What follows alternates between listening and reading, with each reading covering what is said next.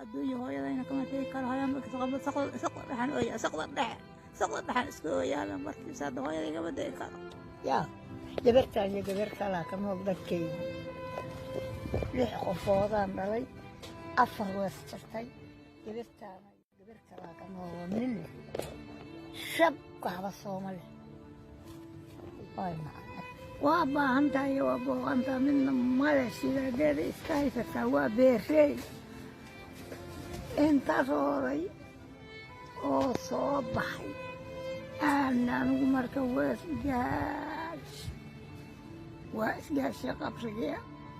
أبكوي هنيكي وأضوبي أذوبي أيكل مقبو باهيا نفتني تنتو اللي لما يدي أنشر ساعة الصوم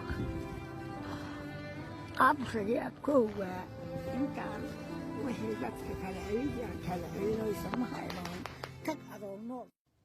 حتى أردمته وطر عاسي ما هينا واجع بهذا وانا بالفارج هذا محمد مرا عندي حلالتي أنا هاي بجاضي ولا بجات كوي عربي هاي أنا هاي تدرسنا على بركة تدرسنا خويدينا صلى الله عليه وسلم سدح يجر وأمير ملك جبريل أنك تقوي سنة معها كلام هاي تدرسنا خويد كذا تقعد غفت أنك تدعي سنة الله كتبه صلى الله عليه وسلم نبي بن يجي والوصل الله غفت كتب نهار الله كتبه صلى الله عليه وسلم ما ينسوا عن صورته بنانين نمكي ما عرف صور نهار الله كتبه صلى الله عليه وسلم كتبه خلاص هاي تمام كلامه هستو وحاول وحنا عن كوها استنى ما هو يدينا وحاول نخلص الله أعرف إن شاء الله إلهي وحقق لها النسية وأنا حوها وحنا الله حماها وحنا يا عيد الله أنت وحنا ما كل صورة طهاتي وحنا قال له ويخلي ذلك تذكرنا وإجت كأثير إذا وتإذن هو يدي ما كتير كراسة كتير هو يدي ما عليك وما عليك وما قرابك وقفك الرول محمد دورك هو يدي كم تيسر وعوية هذا ما هذا أنت ويعي أيوة نسوا إلى هذا يكون كرت هذا توري تغنى إنه ما كديوات عن هاي كنا شاسين نقول سقى إلهي يا مها تقول السوق قوي أو قوي بقوي والله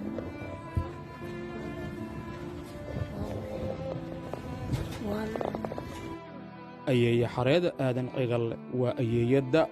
maxay kasbatay oo sidan loogu ciqaabaya iyadani waxa ay soo koriday caruur fara badan oo ay qaarkood iyadu ay dhashay qaarna ay u ahayd waalid soo waxa caruurtii dhameed ka soo haray kuwii ay soo koriday iyo kuwii dhashay halkan gabar oo kaliya gabadhuna waa ayeeyada gacanta ka jaban ee dharka gacanta kaliya ku dhaqayso ayeeya xareeda waa lagu caasiyay waxa ayna nolosha ka jeclaatay in ay iska geeriyoto sababta oo ah waxa ay weyday wax garaba oo dul taagan waxayna jeclaatay in la geeyo xabaashi awowgeed dhanka kale hooyada gacanta ka jaban ayaa ahayd hooyo xamaaliya oo hooyadeed ku biisho xooggeeda ana hirtida mooto bajaaj umana istaagan waa isaga carartay haatan waxaa wejigeeda ka muuqda haarihi dhaawacyadii ka soo gaaray soo xariiray furuhu waa sagaal eber sideed iyo shan barkaasaan wataa khayr allah sahleela soo xariiro aan awlaada dil rabaariyaal rabaa kuwa baariyaal in ilaahay idin siiyo hooyaday waddaday dhashay waana taasmaa iska taale baariyaal allah idinkaga dhigo dadka inala soo xiriira oo maaragta ilgacaal nagu soo fiirsho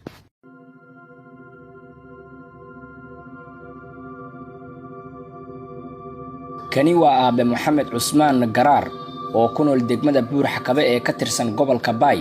da'diisu waa 80 sano jir waxa uu la dhibaysan yahay xanuun dhanka dhimirka ah aabe maxamed cusmaan intuusan soo wajahin xanuunkan wuxuu ahaa injineer dhisa guryaha waxaana uu xirfadaasi ku shaqaysan jiray in ka badan 50 sano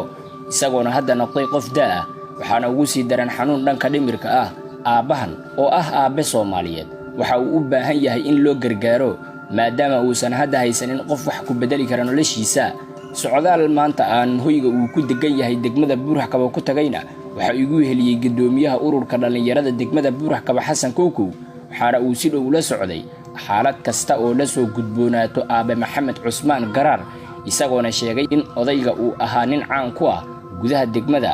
balse hadda uu u baahan yahay in loo gargaaro gudoomiye xasan kowkow ayaa sawir guud ka bixinaya xaaladda dhabta ah ee aabe maxamed cusmaan garaar iyagoo taariikhda 19 bililihaad ama 19 bililihaad sanadka 2020 mayba booqashan ku koy anoo ah gudoomiyaha ururka dhalinyarada degmada Buurakaba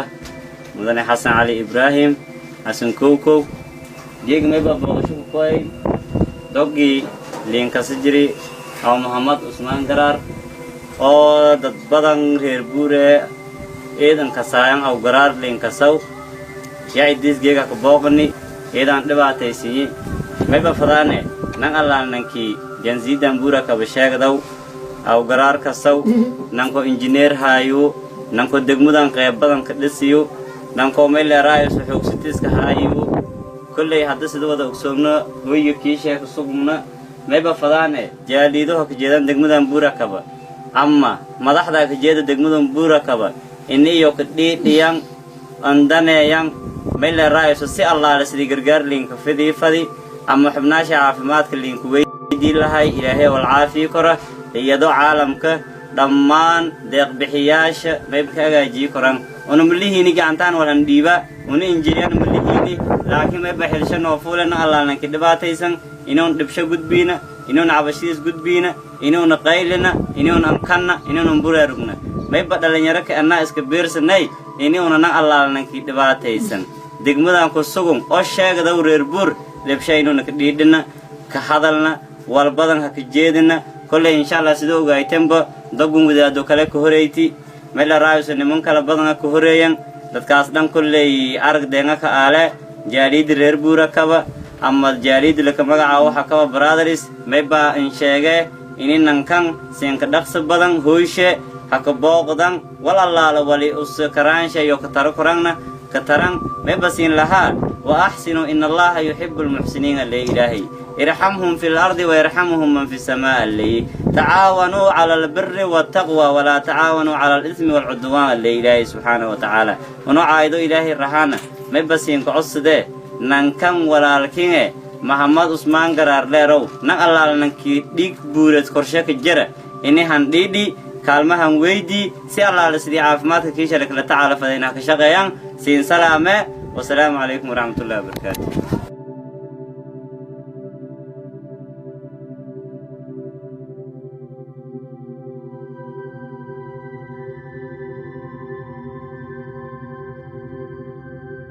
waa wax muhiim ah in la caawiyo qof kastoo u baahan caawimaad waana waajib adiga ku saaran aabahan oo xanuunkiisu yahay mid iska fudud ayaa weli dhigeen goob caafimaad maadaama uu qoyskiisu yahay qoys danyar ah balse haddii gargaar loo helana ay macquul tahay inuu baansamo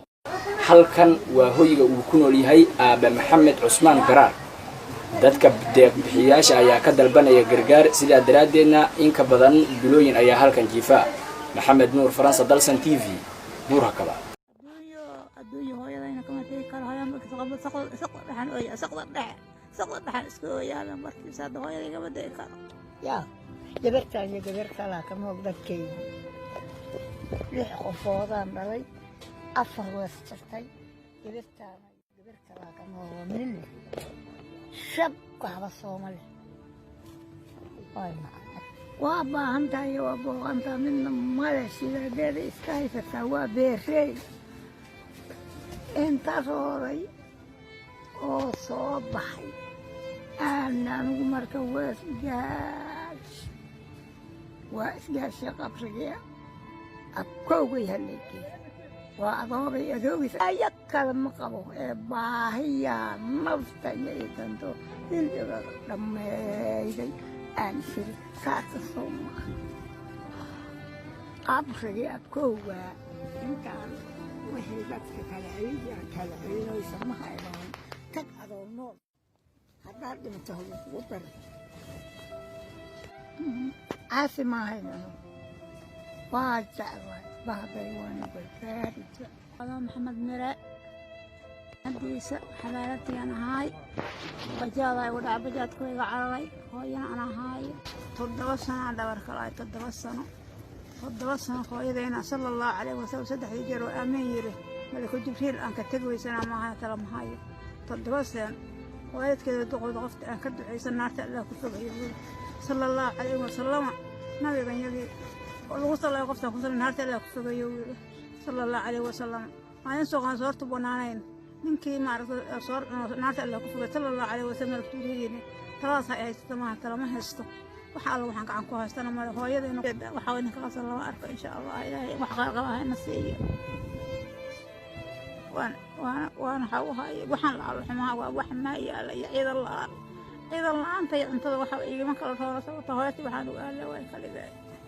dadkiina waa iga tega iyada wadata idiin hooyaday maan ka tegi kara asaan uga tegaa hooyaday ma aadi karo oo meel ma aadi karo oo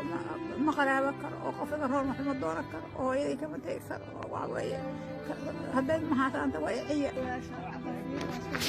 ay waana soo inaa haweenkoodna korteeda tabar iyo taaqan ma hayno marka dhibaataan hayso meeshaas inaa nagu haysataa ilaahay maa duqdiisa uqooyi waa uqooya duqdi